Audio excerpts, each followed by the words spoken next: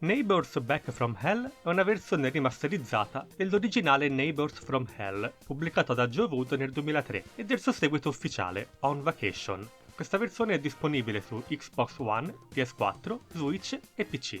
Quest'ultima versione è addirittura gratuita per chi possedeva gli originali su Steam e GOG.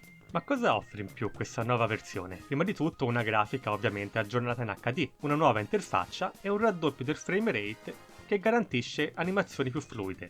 Ma scendiamo più nel dettaglio.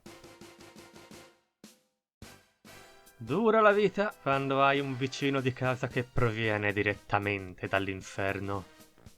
Come il povero protagonista Woody, il cui vicino di casa, il signor Rottweiler, è rozzo, volgare, prepotente, rumoroso, irrispettoso degli altri, il vicino perfetto, presente in ogni condominio italiano ma a quanto pare anche in quelli esteri. Stufo dei continui abusi dell'odiato vicino, Woody decide un giorno di convocare una troupe televisiva allo scopo di seguirlo mentre mette in atto un'autentica rappresaglia, prima in casa del vicino e poi addirittura in vacanza.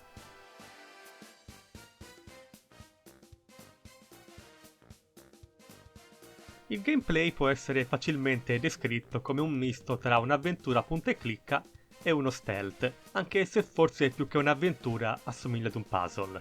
Esplorando dapprima la casa del signor Rottweiler ed in seguito esotiche mete turistiche, scopo del giocatore sarà trovare oggetti utili. Utili a che cosa? Beh, a combinare un sacco di scherzi. Trovato un tubetto di colla, potremmo ad esempio... Ma usarlo sul binocolo che il caro vicino usa per spiare le povere donne del vicinato, facendoglielo in questo modo rimanere incollato agli occhi?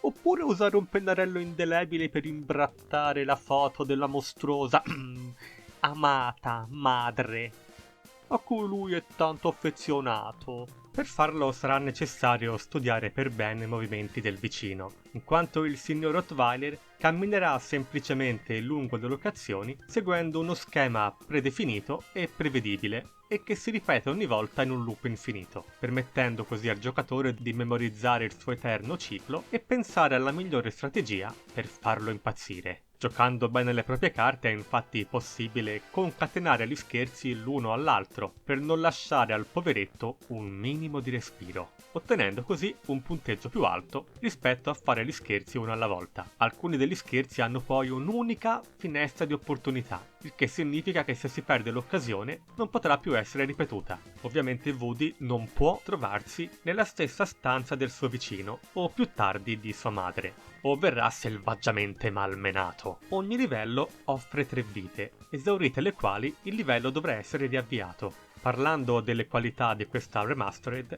Neighbors from Hell è un po' piatto. Sfortunatamente, infatti, questa versione è basata su quella console del 2005, che non includeva tutti i 28 livelli della versione PC, ma solo 25. Un altro problema sono i controlli via mouse. A volte, infatti, Woody semplicemente dimentica quello che l'abbiamo ordinato, bloccandosi nel mezzo del nulla, alla mercé del suo vicino, rovinando così gli schemi degli scherzi che avremo studiato. L'unico modo per risolverlo sarà seguire costantemente Woody e continuare a fare clic con il mouse finché non eseguirà l'ordine. Mancano anche alcune musiche, come quella che interveniva quando Woody iniziava a muoversi in punta di piedi. C'è anche qualche piccola censura grafica, dovuta con molta probabilità al politicamente corretto che ormai ossessiona tutti.